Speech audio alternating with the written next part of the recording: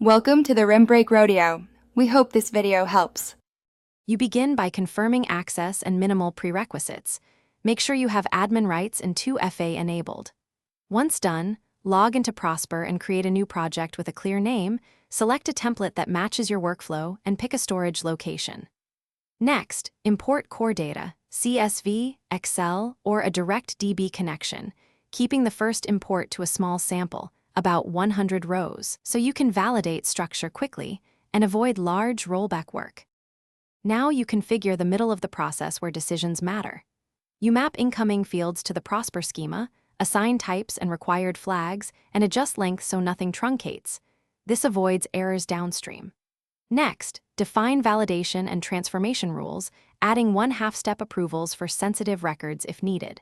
Then set automations and scheduled syncs, wire triggers to notifications, and assign role-based actions so that once data flows, it moves through your process.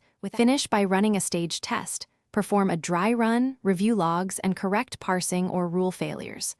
Once confident, publish the project, enable live sync, notify users, and create a backup snapshot so you can restore if needed. After go live, monitor dashboards and set error alerts. Schedule weekly reconciliations to catch drift. If something goes wrong, check the import logs first. They show failed rows and rule hits, and revert to the snapshot while you fix the root cause. Thanks for watching. Consider subscribing if we helped you.